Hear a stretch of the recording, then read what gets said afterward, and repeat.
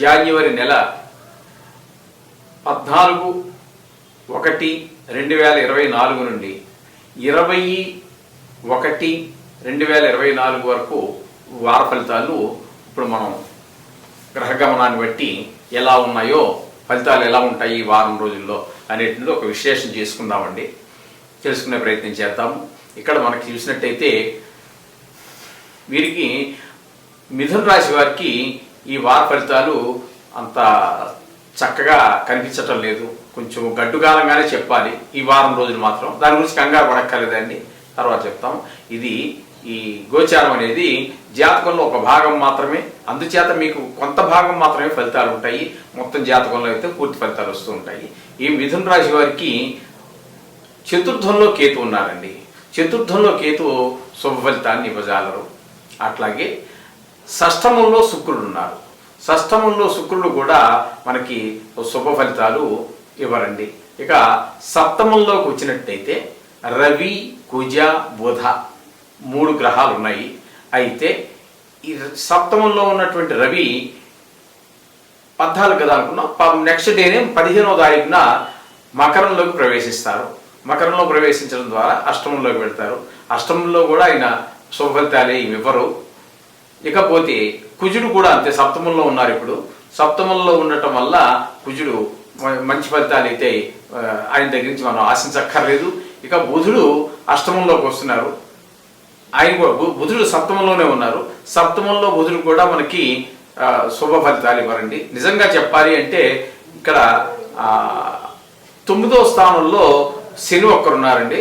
ఆ 9వ స్థానంలో ఉన్నటువంటి శని కూడా స్వక్షేత్రంలో ఉన్నారు కాబట్టి కాస్త పర్వాలేదు. కానీ మిగతా వాటికంటే స్వక్షేత్రం కాబట్టి, లేదంటే నిజానికి 9లో శని భగవానుడు కూడా మంచి శుభ ఫలితాలు ఇవ్వజాలరండి. ఇక మీకు ఖచ్చితంగా మంచి ఫలితాలు ఇచ్చేటటువంటిది ఏంటంటే 11వ స్థానంలో ఉన్నటువంటి గురువు మాత్రం మీకు శుభ ఫలితాలు ఇస్తారు. ఇక 10వ స్థానంలో ఉన్నటువంటి రాహు కూడా మీకు మంచి ఫలితాలు ఇచ్చే అవకాశం లేదండి. కేవలం ఈ మనం చెప్పుకుంటున్నటువంటి ఈ 8 గ్రహాల్లో చంద్రుని వదిలిపెట్టండి, ఆయన 2 రోజులకు ఒకసారి రాశి మారుతూ ఉంటారు కాబట్టి ఇక మీకు ఖచ్చితంగా మంచి ఫలితాలు ఇచ్చేటటువంటి గ్రహం ఒక్క గురువే, ఏకాదశిలో ఉన్నారు కాబట్టి. ఇకపోతే శని భగవానుడు 9వ స్థానంలో స్వక్షేత్రంలో ఉన్నారు కాబట్టి కాస్త శుభ అశుభ ఫలితాలు 2 ఇచ్చేటువంటి అవకాశం ఉంది. మొత్తం మీద ఈ మిథున రాశి వారికి కాస్త గడ్డు కాలంగానే మనం చెప్పుకోవాలండి. ఎందుకంటే ఎక్కువ గ్రహాలు మనకి అనుకూలత తక్కువగా ఉంది, తక్కువ గ్రహాలు అనుకూలత బాగా ఉన్న కారణంగా ఈ గడ్డు కాలంగానే చేసుకోవాలి. మీరు ఆరోగ్య విషయంలో కానీ, ఒక గాయాలు తగిలించేటుకునే విషయాల్లో, డ్రైవింగ్ విషయాల్లో, అట్లాంటి పరిస్థితుల్లో అక్కడ కానీ జాగ్రత్తగా ఉండాలి. అలాగే శుక్రుడు వల్ల కూడా మనకు వచ్చేటటువంటి శుభఫలితాలు ఏవైతే ఉన్నాయో అవి ఏవి రావండి. కొంచెము మనం లగ్జరీకి కూడా కొంచెం దూరంగా ఉంటారు, మీరు ఉండి తీరుతారు. అలాగే బుధుడు వల్ల ఈ బుద్ధి కూడా వ్యాపారం కావచ్చు, ఏదైనా కావచ్చు, వ్యాపారం కావచ్చు లేదా ఉద్యోగం కావచ్చు, అక్కడ కూడా మెలకువగా జాగ్రత్తగా అందరితో ఆవేశపడకుండా కాస్త నిదానంగా మాట్లాడుతూ, ఎందుకంటే అక్కర్లేని గొడవలన్నీ వచ్చేటువంటి అవకాశం ఉంటుంది. అందుచేత మాటను కొంచెం కంట్రోల్లో పెట్టుకోండి. బుద్ధిని సరి అయినటువంటి ఆలోచనతో చేస్తూ మాట్లాడండి. మాట్లాడాక ఆలోచించద్దండి, ఆలోచించాక మాట్లాడుతూ ఉండండి. ఆ విధంగా ఇక పోతే శని భగవానుడు 9వ స్థానంలో ఉండడం కూడా శుభ ఫలితాలు అయితే, శుభ అశుభ ఫలితాలు 2 ఉంటాయి. దాని గురించి దాన్ని వదిలిపెట్టండి. ఇకపోతే రాహు మాత్రం మీకు దశమంలో ఉన్నారు. ఇది కూడా ఉద్యోగ విషయాల్లో బుధుని ఎలా అయితే మనం ఉద్యోగ కారకుడిగా చెప్పుకుంటామో, ఈయన దశమ స్థానంలో ఉండటం వల్ల కూడా, అంటే ఆ వృత్తి స్థానంలో ఉండటం కారణంగా ఆ విషయాల్లో మీరు వ్యాపారం కావచ్చు లేకపోతే ఉద్యోగం కావచ్చు, అటువంటి దగ్గర అక్కడ కొంచెం జాగ్రత్తగా ఉండాల్సిందే. బుధుడు ఉన్నట్టుగానే మనం ఇందాక చెప్పుకున్నట్టుగానే అవే వాటిని మనం చెప్పుకోవాల్సి వస్తుంది. ఇక మీకు పరిపూర్ణంగా యోగించేటటువంటిది ఒక గురువు గ్రహం అండి.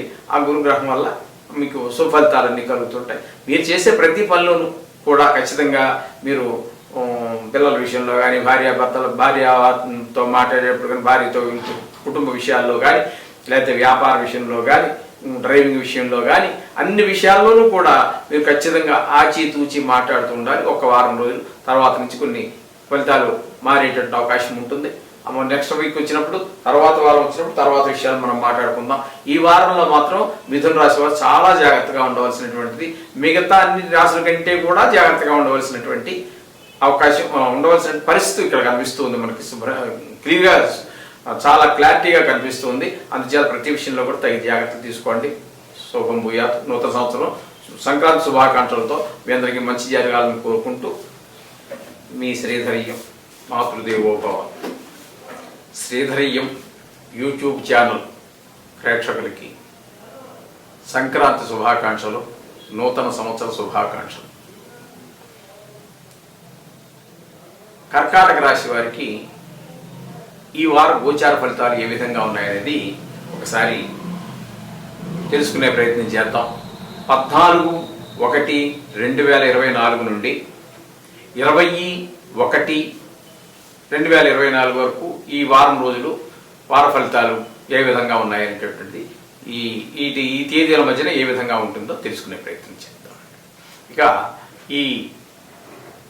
ఈ కర్కాటక రాశి వారికి తృతీయంలో కేతు ఉండటం వల్ల చాలా సుఫలితాలు ఇస్తారైనా. దైవభక్తి కలిగి ఉంటుంది. మిగతా వారందరూ కూడా మీకు కొంచెం సహాయ సహకారాలు, ఇంతవరకు మీకు సహాయ సహకారాలు బాగా ఇతరులు, ఇంట్లో వాళ్ళు కావచ్చు, లేదా వ్యాపార స్థలంలో కావచ్చు, ఉద్యోగ స్థలంలో కావచ్చు, ఎవరైనా సరే మీకు సహాయ సహకారాలు కూడా బాగా అందిస్తారు. మీకు కూడా దైవభక్తి బాగుంటుంది. అట్లాగే శుక్రుడిని కనుక మనం తీసుకున్నట్టయితే శుక్రుడు షష్ఠమ స్థానంలో ఉన్నారు, చతుర్థ స్థానంలో శుక్రుడు ఉన్నారు. చతుర్థ స్థానంలో శుక్రుడు అంత శుభ ఫలితాన్ని ఇవ్వజాలరు. ఇకపోయినట్టయితే పంచమ స్థానంలో రవి, కుజ, బుధులు ఉన్నారండి. ఆ రవి, కుజ, బుధులు మీకు షష్ఠమ స్థానంలో ఉన్నారండి. షష్ఠమ స్థానంలో ఉన్నారు. షష్ఠమ స్థానంలో ఉన్నటువంటి రవి మీకు అంత రవి శుభఫలితాలు ఇస్తారండి. కానీ మీకు అక్కడ ఒక్కరోజు మాత్రమే, తర్వాత 15వ తారీఖున మీకు మకరంలో మార్పు జరుగుతున్నది. అందుచేత ఎక్కువ రోజులు అక్కడే ఉంటారు కాబట్టి మనం అశుభ ఫలితాలుగానే మనం పరిగణనలో తీసుకుందాము. ఇకపోయినట్టయితే 6వ స్థానంలో కుజుడు ఉన్నారు. ఆ కుజ సంచారం జరుగుతున్నది. ఆ 6వ స్థానంలో కుజ సంచారం కూడా మీకు సుఫలితాలు ఇస్తుంది. ఇకపోతే బుధ సంచారం గురించి మనం తీసుకోవాలి. ఈ బుధ సంచారం మనం తీసుకున్నట్టయితే షష్టమంలో బుధ సంచారము మనకి సుఫలితాలు ఇస్తుందండి. అట్లాగే అష్టమ స్థానంలో శనీశ్వరుడు ఉన్నారు. ఆయన స్వస్థానంలో ఉన్నారు కాబట్టి శుభ అశుభ ఫలితాలు రెండింటినీ కూడా మనం చెప్పుకోవచ్చు. ఎందుకంటే స్థాన ప్రభావం వల్ల అది ఉంటుంది, స్వస్థానం వలన సుఫలితాలు ఇవ్వడానికి కూడా అవకాశం ఉంటుంది. ఇక రాహు మనం గినక తీసుకున్నట్టయితే 9వ స్థానంలో రాహు ఉన్నారండి. 9వ స్థానంలో రాహు శుభ ఫలితాలని ఇవ్వజాలరండి ఆయన. ఇకపోతే గురువు దశమ స్థానంలో గురువు ఉన్నారు. ఆ గురువు మీకు దశమ స్థానంలో ఉండటం వల్ల శుభ ఫలితాలు అంతగా ఉండవండి, సుఫలితాలు ఇవ్వజాలరు. ఈ విధంగా మనకి కొన్ని గ్రహాలు సుఫలితాలు ఇస్తూ ఉన్నాయి, కొన్ని గ్రహాలు అశుభఫలితాలు ఇస్తూ ఉన్నాయి. ఆయా విషయాల్లో మనకి బాగలేనటువంటి గ్రహాల యొక్క పరిస్థితిలో మనం 8వ శని కొంచెం బాగానే అశుభ ఫలితాలు ఇస్తున్నారు. అలాగే రవి 6వ స్థానంలో మంచి ఫలితాలు ఇస్తున్నారు. ఆ విధంగా కుజుడు కూడా మంచి ఫలితాలు ఇస్తున్నారు. బుధుడు కూడా మంచి ఫలితాలు ఇస్తూ ఉన్నారు. ఇక శుక్రుడిని మనం కనుక తీసుకున్నట్టు 5లో ఉన్నారు ఆయన, అది కొంచెం అంత సుఫలితాలు ఇవ్వకపోవచ్చు. రాహు కనుక మీకు 9లో సుఫలితాలు ఇవ్వజాలండి. దశమంలో గురువు కొంచెం అశుభ 2 ఫలితాలు ఇస్తూ ఉంటారు. ఈ విషయాల్లో కొంచెం ఉద్యోగ స్థానాలు ఏ గ్రహాల యొక్క పరిస్థితి బాగలేదో దాన్ని బట్టి మనకి మనం 7వ స్థానంలో రవి ఉండటం అనేటువంటిది అంటే కొద్ది రోజులే ఉంటారు కాబట్టి 14వ తారీఖు ఒక్కరోజే ఉంటారు ఆయన. అందుచేత ఆ ఒక్కరోజు కొంచెం జాగ్రత్తగా ఆయన చూసుకోవాలి. అలాగే కుజుడు మీకు అక్కడే ఉంటారు కాబట్టి వారం రోజులు ఆయన గురించి మనకు భయంగా ఏమీ లేదు. బుధుడు కూడా మనకు అనుకూలమైనటువంటి పరిస్థితుల్లోనే ఉన్నారు. అందుచేత ఈ విషయాల్లో కొంచెం తగు జాగ్రత్త తీసుకుంటూ ఉండండి.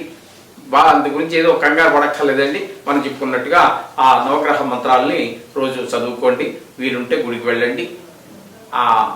మకర సంక్రాంతి పండగ రోజే కాబట్టి మీకు ఇంటి దగ్గరే మ్యాక్సిమం సెలవులు ఉంటాయని అనుకుంటాను. ఆ గుళ్ళు ఎలాగ ఉంటారు కాబట్టి ఎలాగ పూజా పునస్కారం రోజు కంటే ఎక్కువగా చేసుకునే అవకాశం ఉంటుంది.